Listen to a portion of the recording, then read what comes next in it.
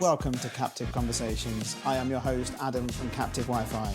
Join us as we dive into behind-the-scenes stories of hospitality leaders exploring tech, operations, and marketing through the eyes of the experts. Let's get the inside scoop together. Episode 8, really excited to nearly get to 10. I had a really awesome conversation with Stephen Rolfe, CEO of Kurve. I've known Stephen for quite a while, with this time at Point One, which is part of Kurve now. We talked about his route into hospitality, where it came from, where the idea of the POS platform came from, which turns out to be an idea of Hub, back of a cigarette packet, which is fantastic. His challenges with him and his partner rolling out a solution by themselves, growing the company, rolling out kiosks before they even came to this country, before McDonald's with TOS, the challenges of expanding that system, which is a funny story you'll listen to with one of our previous clients, and the evolution of moving into kiosk-based ecosystems, talking about what it's plugged into now, what the future holds. This is a really good podcast, and some really great insights into Kurve and Point One. Have a great listen, and I hope you enjoy. So we are, I think, episode 8, to be fair, I think. I might cut this out, I'm not sure. I try not to do any cuts. Oh, no, 7's just been done. That's it. But you don't know because I haven't released it. Yes, yeah, so, yeah. See, Very it's pretty clever, but thank you for being up to date.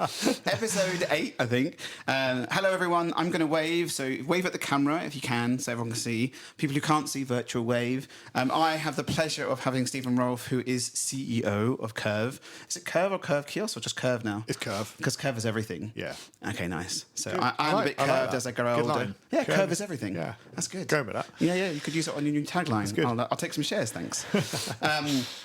We've known each other for a very long time, with lots of different technology platforms. We've had lots of clients inbound and through. We've spoken to team loads. I've seen the iterations of the platform change and so on. So good and bad. Yeah, well, yes, you're right. Yeah, I don't know if we can touch on that, but definitely it's an interesting part of the journey. Yes, very much so. And some comedy moments on that journey in. That was hilarious. I know what you're talking about. But we'll come to that. So first things first is we had 2 questions. The last question was from Mike Enslin from Lightspeed. And he has asked, which is really deep. He says, give us a story or that defining moment in your life, something game changing. Go. Yeah, it's a good question. I don't think I've got anything. I wouldn't call it defining, but last year, I did a Mont Blanc attempt. Spent a week out in the Alps and spent a year and a half, 2 years training, and I did that. That was an important part of That's a defining life moment. journey. Yeah, and it was driven by an old business associate of mine passed away a few years ago with prostate cancer, and he was originally a marketing exec within our business, and then he became a friend and a mentor, and I was just inspired by him. He'd actually summited Mont Blanc. I didn't manage to summit. Weather, not me. You're just too not tall. Fitness. If you were my height, you're fine, right? But it's the air up there. Yeah, but he managed to summit, and I never told him. I kind of looked up at him about that, and and always thought, do you know what, I want to do that. So he inspired me to do that, and last year I made an attempt. And it was a good week, strong week. And what it did open up is a big change in me for getting out in. I like adventure, getting out in the hills, hiking. Good for the mind, good for the soul. Yeah. And and it's now an important part of my my being. So it's part of a ritual now, right? It is. Yeah. That's really, especially in tech. You can really get stuck behind that desk. Yes. No. I've worked hard on that in the last few years. 23 years or 2 decades. Yeah. Nice. He's learning. Yeah. You're at the coalface, and you've just got to find ways to expend that energy and relax the mind. So what was the training toward that? Yeah, just lots of hill climbing, lots of gym, just getting. You'd like where I live. I live right on top of a hill. Yeah, perfect. Up and down it as much as you can with lots of weight on your back. Yeah. But good. Yeah, it's good. And I've been So the boys now in the office give you the work bags to carry to the client, right? Yeah, that's it. So, and I'm thinking I'm probably going to have another attempt next year. Haven't told the wife yet. Sorry, Jess. But probably probably going to go again next year and see if I can do it. That's again. amazing. Yeah, that's amazing. I mean, that is definitely a defining moment. That is a really good defining moment. It's a big change in my life. Yeah, because not only that, you chose to plan for it, but you also there's a mindset, and it's probably adjusted your mindset moving forward, right? Yeah, absolutely. Nice. And then as time changes. Okay, question that's really good, and I like that story.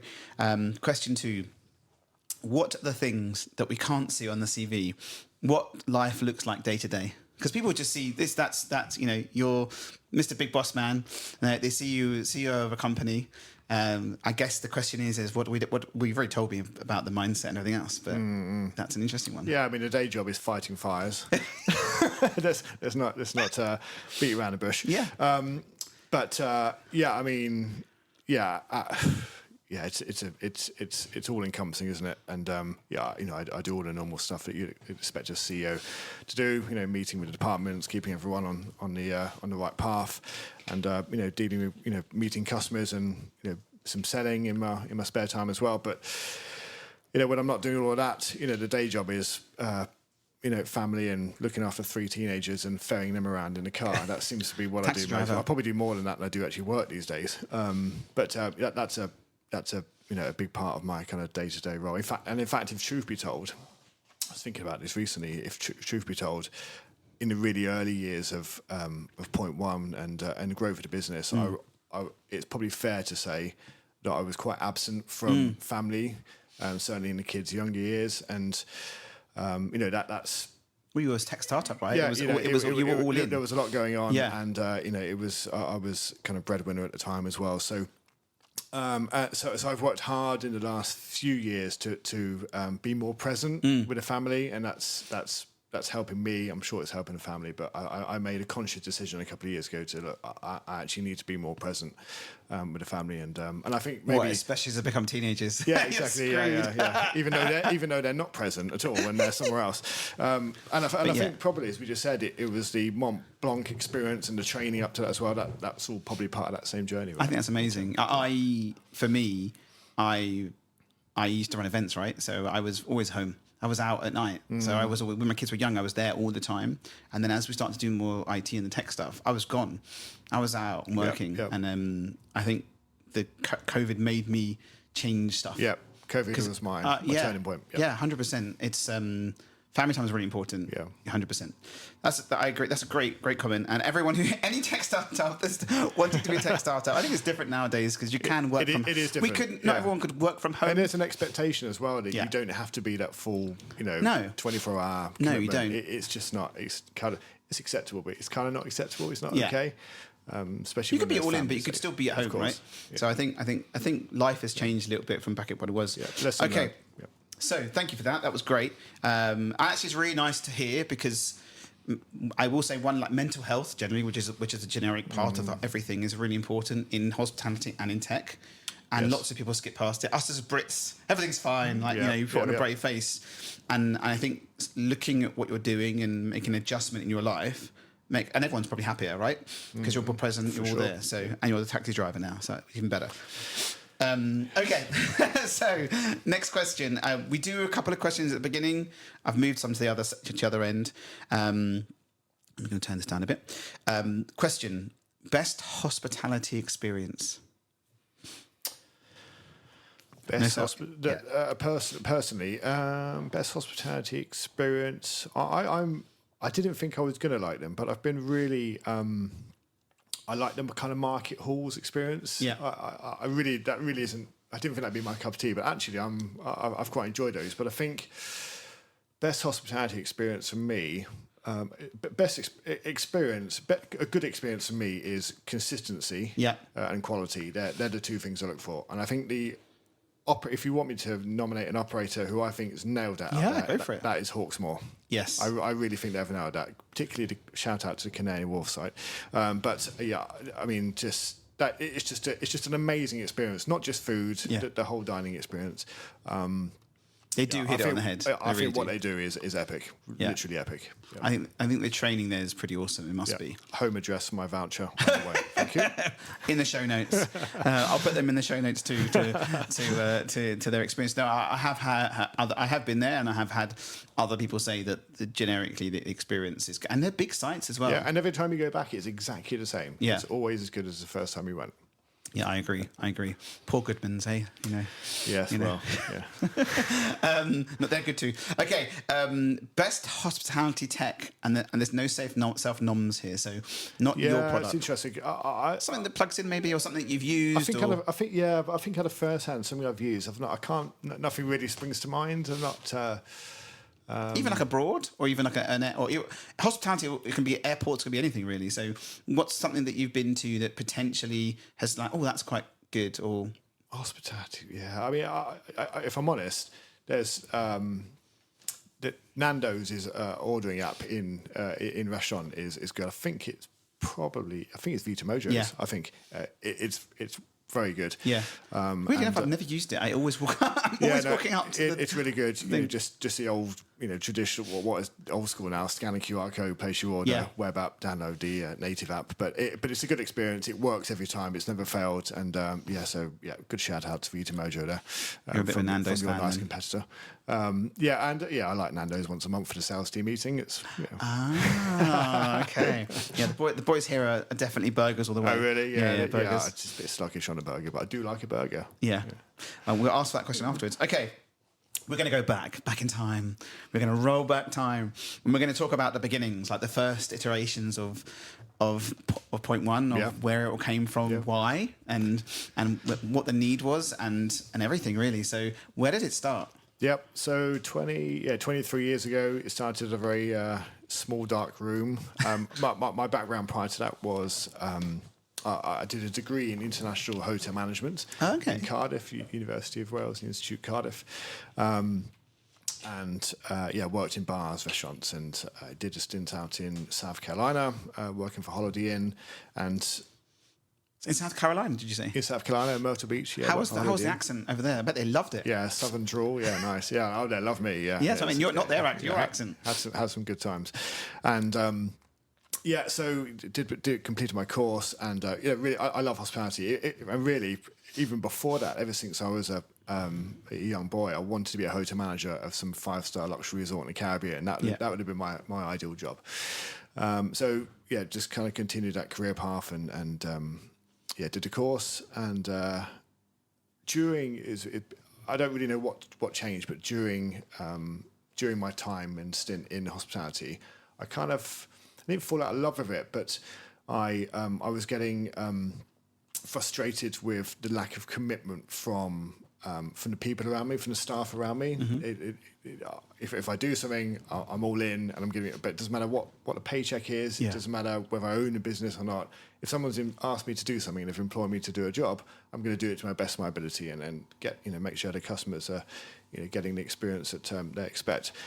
That wasn't in lots of the operations I worked in. That wasn't the same feeling from all of the staff, and I just became really despondent with that. So I finished my course, and if I'm brutally honest, we were sitting in a bar in Cardiff, or just outside Cardiff, with a couple of mates of mine, and back of a fag packet, and said, right, we've finished uni, what on earth are we going to do?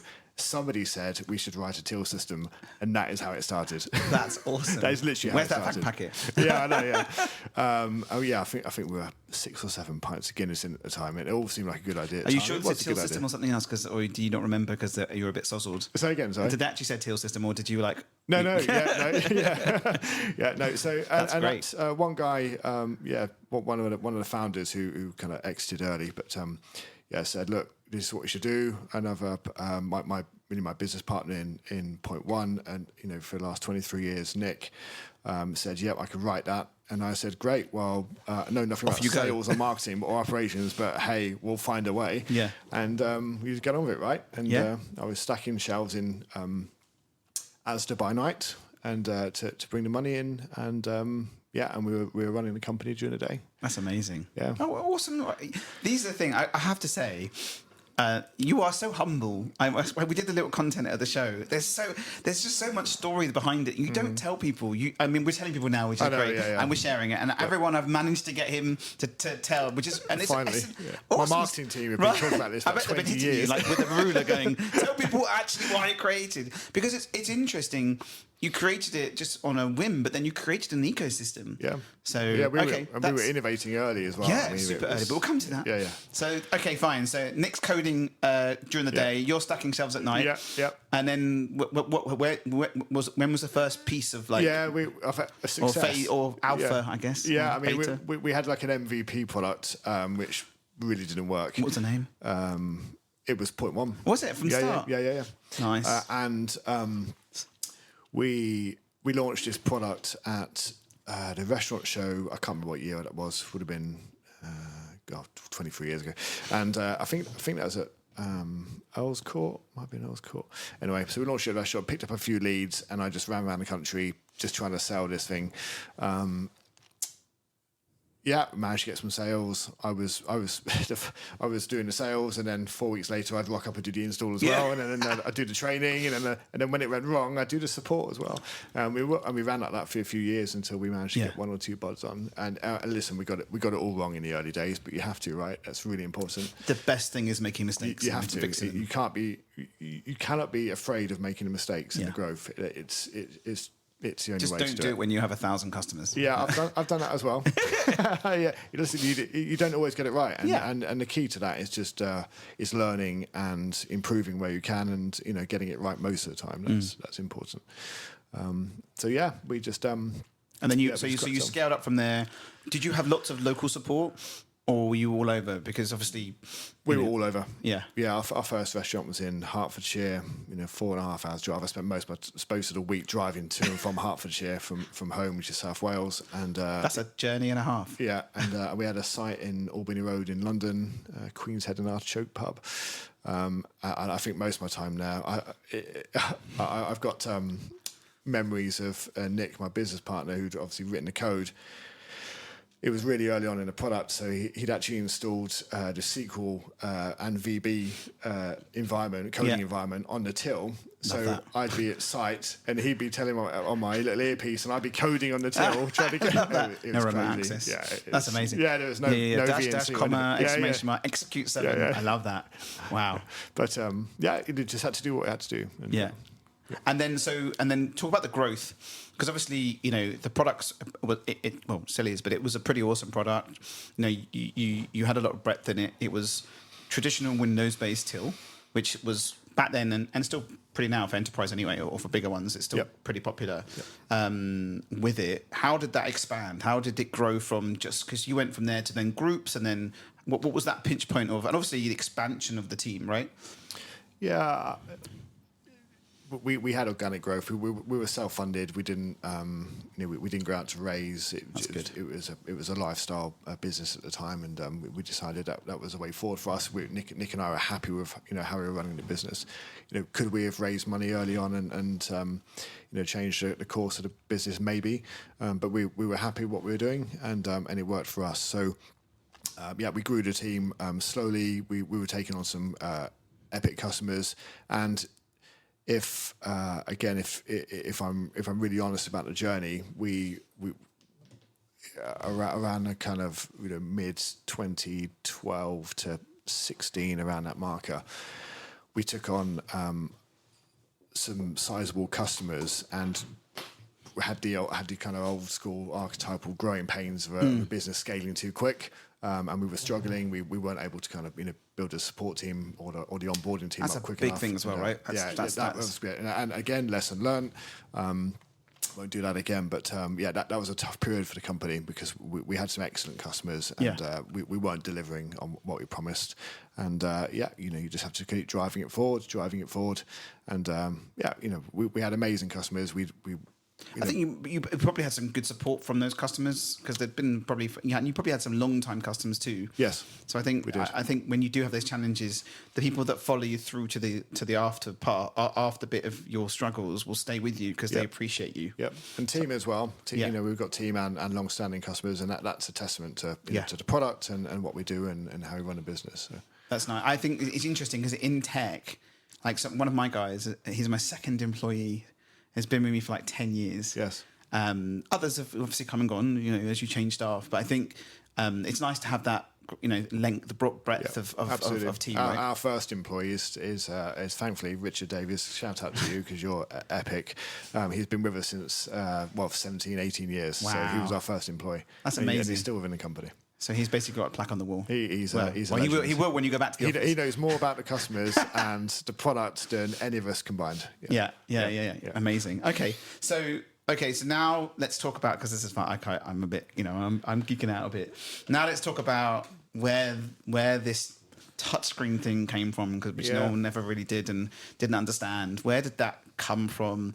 How was that? Because again, you had Nick, right? So you have developers. Did you have more developers at that point? Yeah. So you have the opportunity to build something. Tell me the story behind it all. I just where it came from. We're talking Kiosks now, right? Yeah. Because POS is great. You've grown the company now. Yep. Unless I'm missing anything, but I think we're at that part of the journey, or is there more to share? Yes, no. Just normal. I guess there's integrations as well, which you probably built as well throughout the. Yeah. I mean, integrations became an important part of the business. 20 years ago, API integrations didn't exist. No. I mean, we were at the beginning of writing API documents and. Yeah, and how long did an sort of integration take back then, or was it very much back and forth? And I've sent this to you. Does this work? I've sent this to you. Does that work? It was basically that. Yeah. It was pretty basic stuff, but you just made it work. And in integrations now, I really have been for probably 10 years. But integrations are fundamentally the core part of the the business plan, right? So you say that. So I speak to people with different platforms, and they ask their provider, and they say, I've got this, I want to do that. Ooh.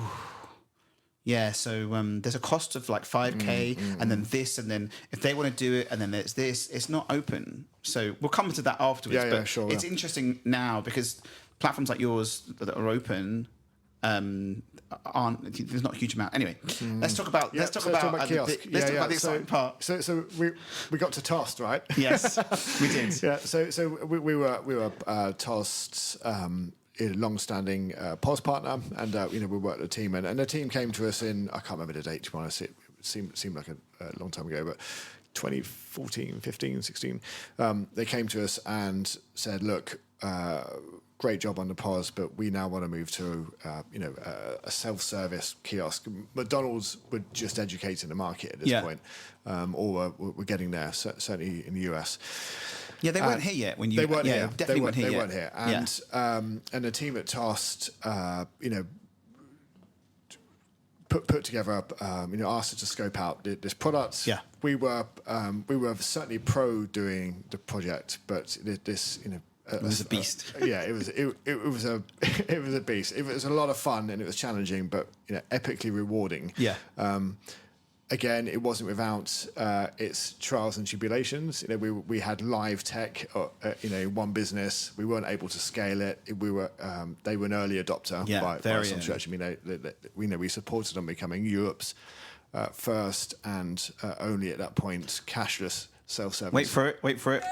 I'm thinking you deserve that one. They do. They deserve that, and it was a great success. But we were pouring all of our dev and resource and know-how into making sure this worked for Toast. And I mean, I went to see some of the store. I even saw some of the tech of it as well. I mean, this isn't nowadays where there's just a credit card machine on the Wi-Fi, kiosk and a printer all integrated. This was a Samsung. There was Samsung Android tablet, printer, and credit card machine. But the printer and credit card machines were wired in, so you had the resilience. Yes. Which doesn't. Not people do that anymore. But at the time, even finding a payment provider to do semi-unattended payment, was just unheard of. Yes. The payment companies were looking at us like we were crazy. We're like, come on, we can do this. So we pushed hard, and we employed. I think we employed an Android developer to do an Android solution, but so it wasn't even web-based; it was actual app-based, right? It was it's an Android. Yeah, app. it was Android. Yeah, it's an Android app. Yeah, which makes it better. Well, not better, but even nowadays, there's still some that are just web driven. Yeah, right? no, it's definitely we've taken the tech down the right path for sure. Yeah. And TOS were, they supported us on that journey. As I said, we had our challenges, but we delivered, and the whole TOS estate was running on this with really very little issue. They were taking I have to serious say, just a shout out to them as well. That the memories of me going in to a TOS, going on the kiosk, and then randomly being given a name, which was a pop star name or a movie star name. I think we did vegetables at one point. I'm sure we did food or vegetables, but then we did pop star. I remember being Justin Timberlake, and that was quite nice. So being someone screaming just Justin Timberlake at the top of their voice. But I think one really nice piece with that is that they had someone on the floor who was continuously walking around. Yeah. And their stores were quite large back then. So you had like big footprint. You had like 16, 20 kiosks. Right? Yeah, that was a lot. A lot. And you had at least one person walking around checking on you, making sure. And back then, obviously, you could have more staff, but it was very different than traditional kiosks now. Now everyone's so busy and fast paced now. Quick favour here. I'm just taking a quick break on the podcast just to say I would really appreciate if you can click the like or subscribe button. That helps us grow. We're very new, and I would really appreciate it. And on with the show. Yeah, and they're educators. They weren't. No, not at all. It was really interesting, but that whole piece was mental. And then you had, obviously, it was straight to, you had one till at the back. That sort of ran. One or two tills. Yeah. Because I think the delivery platforms maybe were just kind of edging in, so they were kind of running that via the POS and refunds and stuff like that. But they were fully self-service focused. It was amazing. I loved it. Yeah, I loved it. Listen, I am, and I know we are the team, really proud of what we achieved there. It was amazing. Groundbreaking. It was groundbreaking. The shame of it was that we couldn't leverage it, and we couldn't leverage it because in terms of new sales opportunities, because the market was way too early. Yeah. People were terrified of it. They were. Operators were terrified of it. We at that point we'd set out, as kind of Kurve, which is focused on, kind of self-service kiosk, as we kind of, flipped the kiosk solution out of point one really into Kurve at the time. We were having to, put together, reports and data for the sector just to educate, operators as to what's coming and. So which point did Kurve pop out of point one? Yeah, so it was just pre-COVID. Yeah. COVID somewhat put a bit of pressure on that and put some closure. Bit of acceleration. Yeah. So it was a moving beast quite quickly. Kurve. Kurve as it is now, what was really born out of COVID with new tech. The challenge with tossed tech is it was tossed kiosk. Yeah. So everything we were doing was tossed. And I will come on to the funniest thing ever, which if you don't mind, I think I remember what you're going to say. We're going to talk about it, if that's okay. Yeah, it's good. We have a mutual client. We had a mutual client. It doesn't exist anymore. Who was it? Carve. Oh, Carve, yes, right? Yes. On Tooley Street. The meat. Yeah, the meat place. And we were doing the tech for it as well. And I remember they were early adopter for it as well. Super early. We had you had 21-inch Android kiosks running on it, and they had totem poles that they'd built to. I mean, this is before Leon even started their journey. Oh, yeah. And it was awesome. But I remember really funnily being in one of the kiosks, and it was like tossed error. And I think I might have called you and was like, dude, why is the kiosk saying tossed error? It's the same freaking application, just reskinned internally, and all the URLs for the API, they were just called tossed. I mean, it was like we built it solely for them. So I love that. To be fair, it did work really well. It was really interesting. It just wasn't scalable. That was our challenge after that. It just wasn't a scalable product. We designed it completely around what it was a project, right? Needed. Yeah, exactly. So out of COVID, we that got reinvented, and the early part of Kurve as it is now. Actually merged with an existing Android-based POS tech, which was owned and headed up by the great Alex Payne, still in the business, and founder. So it was a separate POS already. It was an existing tech stack, of POS, and kind of small to medium-sized businesses, lots of pubs and bars and whatnot, and essentially convinced these guys that, look, there's a mass opportunity here. Yeah. We need better tech, and let's make this self-service focused and really drive to put your POS tech stack. So that was absorbed into the Curve product, really merged into the company, So then you had front end and back end rather than just, because there are some obviously platforms out there that are only kiosks, right? So then you have limitations. Curve, right back in the day, was plugging into the plan was to plug into existing POS systems, but that was never really going to work. I don't think. You really have to be able to offer, certainly small and emerging operators, got to be able to offer them their own POS, end to end solutions. So 100%. I think there's a challenge, right?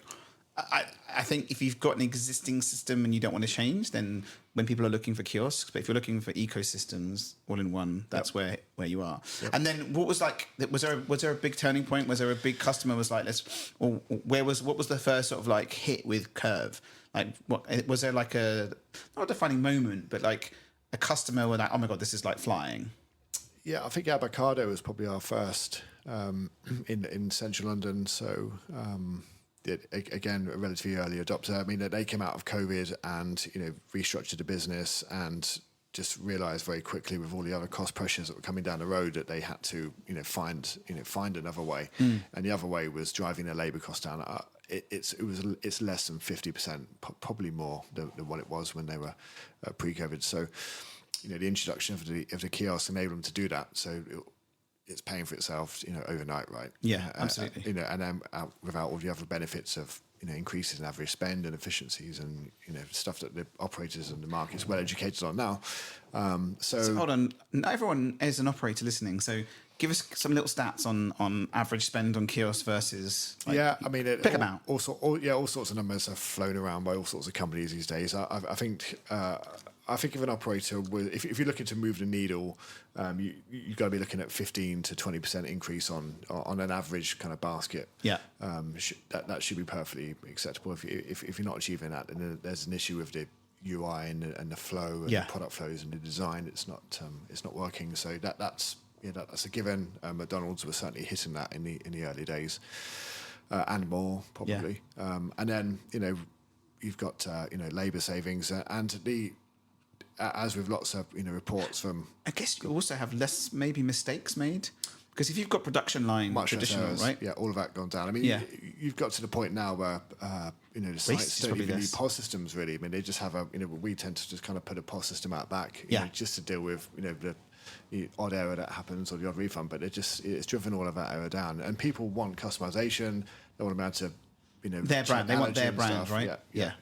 So where did you work with that? Where did that go? Because did you have someone come? Did you go, this is our kiosk, or was there a defining moment when you were like, actually, we need to change it to make it in brand for the customer? Because it's all about the customer's experience, right? Got the first thing they see when they walk into a venue is that kiosk. Because you guys do you do videos as well, right? Yeah. So when did it change to that? Because obviously it was starting off with kiosk. Was there a moment where the team or someone was like, actually, you know what?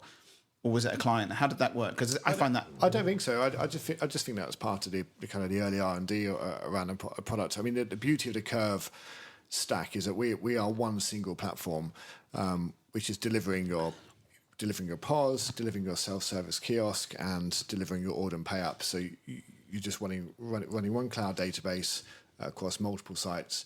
So you can switch on the elements of that tech really quickly and be able to do videos and flows around your products and crucially the branding. I mean, we've got one platform, but hundreds of sites using the kiosk. They all look completely different. Yeah, and that's the beauty of it. But it's been designed so well that we can support it easily. It's easy to onboard customers. They don't really see what's going on behind the scenes in terms of the kind of config and setup, but we actually have to do very little setup. That's amazing. To get an avocado to look completely different from a Yumi sushi. They can. It's the same platform. Yeah. It's really amazing tech. Yeah, I think that's an important piece, because sometimes you see the same style across the board, and if you've had a bad experience of one and you see the other, and the operator won't get the upsells, and they won't get the positive feedback from the customers, and it ultimately will just damage the brand. So it's got to be brand led. the operators who are really focused on brand, if they've got their burgers wrapped in branded tissue, and they're the guys who are really concerned about it, and making sure you've got the right kiosk then that's really good. What's the best kiosk you've seen like that? As in, like, obviously, because they design it themselves, they can go into the portal and just change whatever they want. Yeah, pretty much. I mean, we as part of the onboarding process, so we take their full brand identity and their brand kit, and we just we make the. So what's the best kiosk? One? Oh, I don't know if you can say that because you've got lots, but I mean, one of the best, like, cool designs you've seen.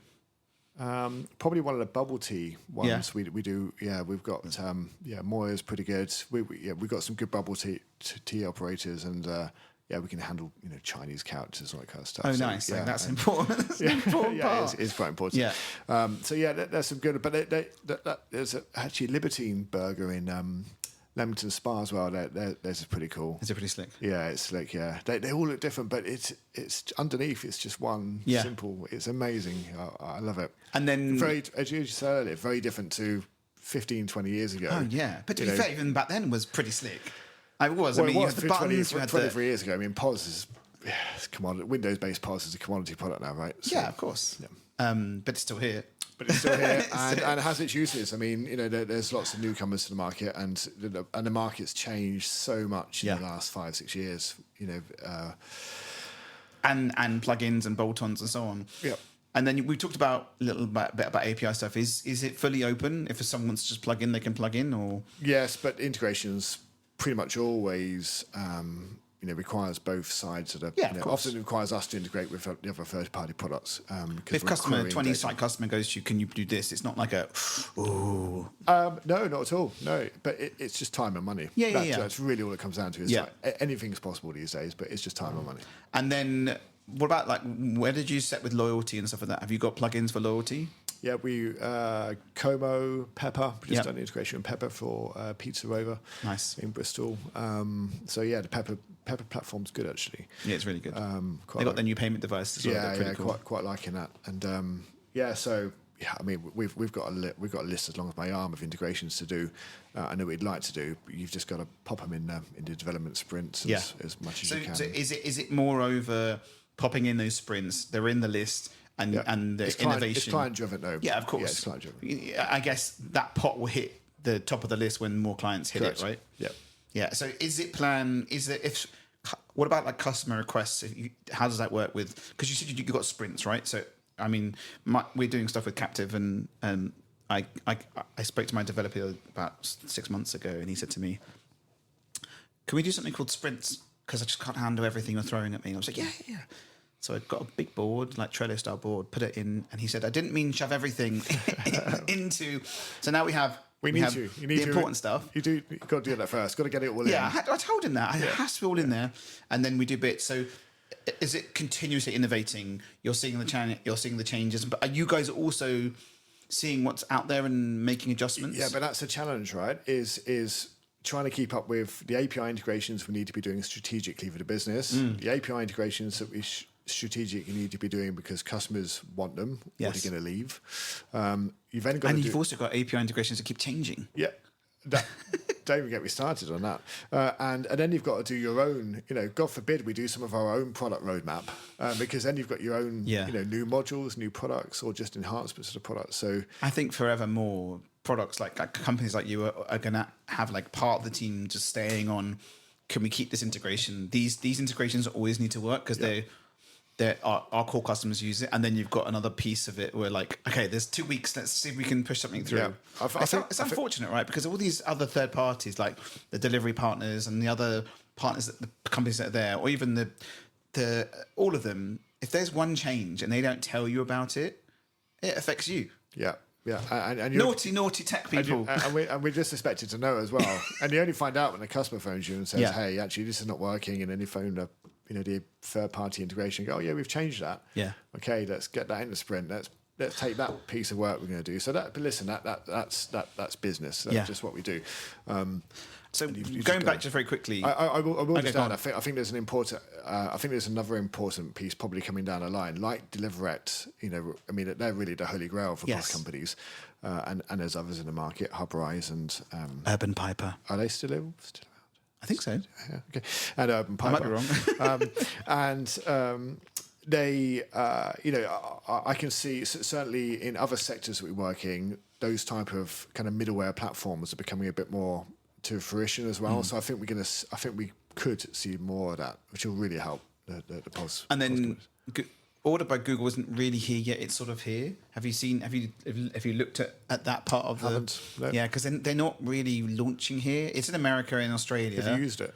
I've not. So if you go on Google now and you do order, it will just show you the company's website, and it's a bit pants. Yep. There are some platforms that do it, but it doesn't really show you the value of it. The true value is Order by Google. The menu comes up and all looks nice, rather than it taking to an order page. And that works now. But in the US and in Australia, you can go into Google and go burger place, Libertine Burger, for example. You go there, press Order by Google. In Google, it will bring the POS menu up, and then you can order through. Wow. But then obviously the delivery part is probably only collect, unless your platform has the integration into delivery point, which is another conversation. Interesting. Overall, but it's not here. I think no one's really adopted it here properly. No. I haven't really seen it work here at all. I've seen it at a few brands, but that's an interesting piece of one of the other guys we spoke to from Australia have that plugged in and it works well over there. Okay. But no one's adopted it. It's weird. We're ahead of America. Yes, way ahead. Yeah. Way ahead. 15 years ago, I never knew that. I just always assumed they were ahead of us, but it wasn't until we started doing the Kiosk project work as well that you just suddenly realise that, especially payment, right? Yeah. I think 40% of payment providers aren't PCI compliant over there. Unbelievable. And because each state has different laws, so like California, you've got GDPR, sort of a GDPR, but others don't. And it's crazy. I had one of the guys over there who does installs for POS. Shout out to Dan Diaz from F3 Technology. Hi, Dan. He's got an awesome company, and he was at the show last year or the year before. I don't remember now, but he said, "You guys are so backwards." And then I nearly fell down and started threw a tantrum on the floor. And I was like, "What do you mean?" He said, "You guys still have Windows POS. We don't have any Windows POS anywhere." Wow. We've got Android POS and stuff, Yeah. but which is interesting. We do have Windows POS, but we are. I mean, the payment system here. If you look at all the integrations that you probably do and everyone else does, that's now out here, it's light years ahead. But Australia adopted the QR code before us, before COVID. Oh wow! Okay. So if you go to Australia and walk into a restaurant without a QR code, they get angry. No way. Because they used to, and it's interesting how that's fully adopted here. I mean, I speak to customers all the time. But only driven by COVID, probably. I wonder if for here, over there, it was already out before, way before COVID. Wow. It'd been, you got me and you and Mr. Yum over there who had already released it, and it had working, and it was adopted, and they went through the challenges of people not liking it, and now it's fully adopted. But over here, it was adopted for COVID. So people still do the order process order, but not everyone likes it. No. So, because I think it brings back my memory. I don't mind Kiosk though. Kiosk I'm really happy with. Yeah, I actually don't mind ordering payouts, to be fair. I don't, I mean, there's a time and a place for everything, but I don't mind them. Yeah. Quick one to interrupt the podcast here. If you have the opportunity and you are free on Wednesdays or Fridays at 6 p.m. UK time, there is an awesome group called Digital Hospitality on LinkedIn. If you do a search for Digital Hospitality or Cali Barbecue Media, we need more people from the UK to come and join us. Really great community. Would love to see you guys there. Lots of guys from the US, some people from here, hospitality leaders. It'd be great if you could join us, and look forward to seeing you there. LinkedIn Live. So we can sort of talk about challenges. You've had a lot of experience. I think one of the challenges was when plugging in, when exporting out of point one, starting Curve. We talked a little bit about challenges, but any specific challenges that you hit on that, building it, taking that POS, putting the kiosk in, making it? Was anything specific that comes to mind of like a hurdle? I think that the POS was amazing, so it was great. Yeah, no, I think that in answer to your question, no, but our challenge was the fact that we'd written the Kiosk product for TOS specifically. Yeah. So getting it out of our own tech stack was hard. But that was probably a whole for the new, because you talked about the new POS that you sort of ingested. Yeah, I mean, so the new Kiosk journey's been relatively straightforward. Nice. If I'm really honest, and that's a testament to the tech. What's underlying, and it's a full Android, house. It's much more scalable. It's more reliable. It's easy to support if you're using the right support tools. We use SOTI for remote management. If you've got that infrastructure in place, it's really reliable, and it means you can do some really great things quickly. So I think we've not really had to date. I think our biggest challenges have just been around integrations we talked about, and there's lots of people that said that they wish people just open up, because I think the challenge you have is if a client X says, please can you integrate, and you're like, yeah, we can do that, and they might budget for it. When you go to the other side, if they're not open, because not everyone is open, there is more, then you got stuck with, okay, well, they're saying it's this, we're saying it's this, and then you sort of get stuck. I think that's I can't see us getting out of that world for some time. I've got an API for the Wi-Fi. Okay, so the future, really. So we're coming towards the end, which is a really interesting, and I love the story, by the way. So I'll give you some snippets afterwards. But future trends. So my little comment here was, looking ahead, what are some emerging technologies or trends in hospitality tech that you find promising or are particularly excited about? Or what are you guys doing? What do you think in the next 5 years or so is coming? You've got the Amazon style shopping experience where you can sort of walk in and walk out. I don't know. What do you think? Because you've been there, you've seen it from the emergence of kiosks, and then building that product, rolling that out. What do you see the next iteration? I think we've got some way to go with kiosk deployment. I don't think we're in that journey. I don't honestly believe there's anything game changing on the kiosk front. I mean, people are talking about retina scanning for logging in and payments coming from the east. No, we're not going to see any of this for donkey's years, if at all. So I can't see anything coming game changing on self-service kiosks. I think there's loads of room for growth in the sector, and other kind of non-traditional QSR sectors as well. So and obviously that's areas we're strategically working on at the minute. Is there anything that's in the dev shop that you can maybe share? I don't. He's not allowed. Nothing. There's a couple of things. There's some couple of things around kind of AI and reporting. That, I mean, I do really want to mention AI because it's just machine learning. But, so all it is a big database with some very clever scripts. But there's a lot. We're going to see a lot of development in that space. We look at guys like Nori who are doing some really epic stuff around that. Good, and you guys plugged into good product as well. We're just working on that for Point One and for Kurve at the minute. They've got a good solution there. So there's going to be some growth around that. I don't think we're fully immersed in the AI space yet. There's too many other operators who are quicker to market than we are in terms of some of the noise style solutions. So it's probably best we let them do what they do. And they've got when you get round seed round funding in the market, that's right. Like how? Yeah. So and as I said, just go to Silicon Valley, mate. They'll put the Welsh accent on. They'll fucking love you. That's it. So we've got. There's a lot of stuff we want to do on kiosk stuff, so we've just got to get our head down and focus on that. And the way you are now is you have a solid product.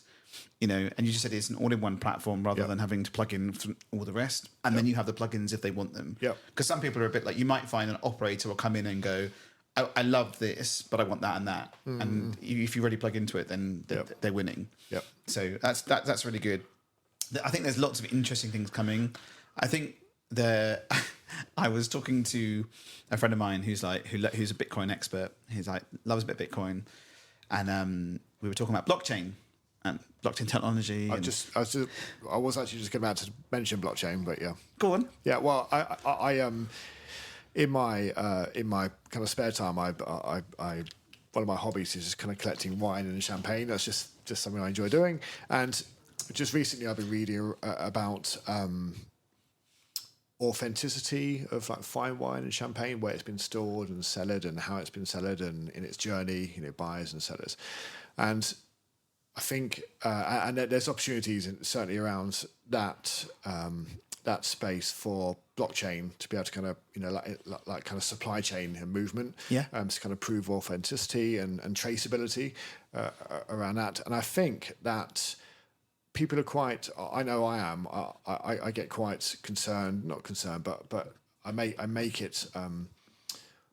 make myself get concerned around provenance of food and other products as well. And I think that the blockchain will help us with that. I think we can get this data onto the blockchain. It's immutable, and we can, for people who are really concerned about, traceability, and I think the blockchain's probably a growth area for the sector, but I'm probably a little way away yet. Yeah, definitely. But, definitely some areas. But talk to me about. So he was saying to me that I said to him, I've seen people putting on their websites that powered by blockchain technology, and he said to me, it's snake oil. It's complete snake oil. It's just a freaking database. If you see a company that says based on blockchain technology, it's just a freaking SQL database sitting in the background and they're just using the name. He goes, there are very few companies that are really working on blockchain. There are some proper companies working out there, but he said to me, it's snake oil. Don't listen to them. Ignore them. So it's very interesting how, like the AI train. You could attack an SQL database and change your data. You can't do that in a blockchain. No, you're right. Okay, I may have put in SQL. He may. I don't remember what he said, but it's interesting how people are using it. You drop the AI name, powered by AI, but realistically, it's a bit of machine learning that's just, or it's a bit of, smart analytics. Yep. Realistically, so I think a learning curve for people who are listening is if something says powered by AI, really look into it because it might not necessarily be that, right? Agreed. So if it says ChatGPT, then it's all good. That's it. I'm yet to see some real hardcore, day-to-day use cases for AI. I'm sure there's lots out there, and I'm sure there's lots of big, tier one companies, using AI to mine data and ask questions around the data. I did an interview with Amir from Chotte Mate, which I'm posting soon, and he's building stuff for them. And what he's done with a bit of ChatGPT and a bit of coding is he went to one of the departments. It's like, what are the main challenges? What's taking so long? What can I do to help? Because William Connors is now working for the business, so that he was doing the IT side, so he's still there doing that side now, and he's just built a really cool little chatbot that the staff can reference the whole HR manual. I mean, the HR manual for that business is huge, and that you get. They said to him, "I've just fed up. There's so many people asking all these questions." So he built a little bot. Obviously, it uses ChatGPT, but uses the API. Yep. So model. it gets burnt, so there's no data stored. And he said that they love it because staff can ask a question within seconds. It comes back. He obviously trains it. Yep. But it's amazing. And then obviously one more that you should look at as well, as we mentioned it with Jonah from Blend, is Peckish, and they're doing some really cool computer vision with stock control. So you basically use WhatsApp, you go to your stock control that's coming in, you take a video, and it will break down from there what's in that panel of stuff. Wow. Go into your kitchen, go to your fridge, just take a video. So there's some really clever stuff coming, and that's the first iteration of like a stock control platform. Yeah. If you can save time, it's like same with Kiosks, right? You start in the beginning, it saved on staff, it saved on costing. There's more stuff I think coming. Computer vision, I think, is definitely something that's coming. But interesting. They're doing smart kitchens. Yeah. Oh, yeah. I mean, America, I've seen some hilarious ones like burger makers and coffee makers, like this coffee thing going around making a coffee. I just, What are your thoughts on robots? We keep seeing the exhibitions with these. I keep standing in front of them. I want one to hit me. To be fair, I was in Thailand at Christmas, and what did my kids call them?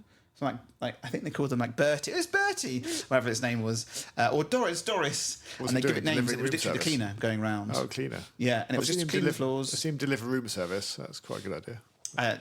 I think you mean the autonomous bots? Yeah, robots. Yeah, I think someone. I think the robots we see at the shows are really funny. I think if you add it into your venue as like a fun example. But they have shown some interesting reports. Yeah. But I don't think they're going to get around the fun gimmicky issue. No. I just don't see it. It needs to be an actual. I don't want to be served by a Bella bot or whatever it's called. No, but you know what? I think there's a place in Dubai where the plates come down from the ceiling. Oh, that's cool. And it comes on a rail and just ends up on the table. That's different. That's next level. That's taking your sushi travelator to the next level. But yeah, no, I'm not up for bots. But I think it'd be interesting to see, technology that way change. Yeah. looking at Boston Dynamics giving a restaurant a bot to just go deliver food. That would be amazing. Check out Boston Dynamics, everyone. Okay, we're coming to the end. I appreciate you for coming. Thank you. Thank you. The questions we have are, and these are the last couple of questions. Best burger. Yeah, best burger. I like burgers. I'm a little bit of a connoisseur, massive foodie, but burgers are definitely up there. They'd probably be on my last meal as well, burgers. But up on the mountain. Up on the mountain. But I think of late, the best burger so far, probably Beefy Boys in Hereford. Okay. Yeah, ever tried it? No, it's not far from me, to be fair. Epic. Beefy Boys. Oh, it's so good. Is it? Yeah, check it out. Got a few sites, but check it out. Okay. Yeah. Beefy Burgers. All right, Beefy I'll Boys. put it. Beefy Boys. Yeah. Beefy Boys in Hereford. I'm going to put that on the show notes. What was the burger that you had? That's a good question. Was it last? Was it the blue cheese? Oh, you've done me. That's it. I'm done. If you say blue cheese on the no burger, blue cheese no, I'm way over. I'm way up for that. That's awesome. You just said blue cheese on a burger. I'm all over it. Blue cheese on my Weetabix, I could. But. You're a wine and cheese connoisseur, I can see. Best restaurant. Yes. So Le Gavroche before it's unfortunately that is my favourite restaurant. Live and Kick-In. I went to Adam Handling's The Frog, Covent Garden. That was an awesome experience. Amazing. I haven't been there. Had the wine flight. Don't really remember much after that, but it was an amazing meal. It was a good blowout. Yeah, it was good. Yeah. Best hotel. Glen Eagles, hands down. Where? Glen Eagles. Oh, okay. Yes. That what they do, service delivery, making you feel epic. The facilities, just the small touches, the F&B. That place is unreal. Yeah. I think a lot of hotels could do well to aspire to do what they do well. I agree. I think that they are consistent, like you mentioned. Yes. And I think they have staff that want to be. They're in hospitality for a career. Yes. Yeah. Not just that's for the point I was making. Yeah. Because I think I mentioned to others people we speak to here in Australia. Scott from Scott Turner from Auden Hospitality said he was there for about a month, and they were like, they're there, and they even the baristas you go to get a great experience because they're not there for the paycheck. No, they're there for their career. It's longevity. And I spoke to someone earlier this week in the US, and she goes, "There's lots of people in the US who've felt the same, but again now with the workforce, it's different, and here." It depends on the brands, right? Some brands you go into and they're there because they want to be there, and others don't. So I think some people struggle, but they specifically, you're right. It's a good footprint. If you can copy that, yes, you're winning. And I think it's the consistency and the surprise and delight. Amazing. Yeah. Beautiful result. Awesome. Okay, so we are at the end. I'll do the claps in a minute, but we have 2 questions for the next person. There could be anyone.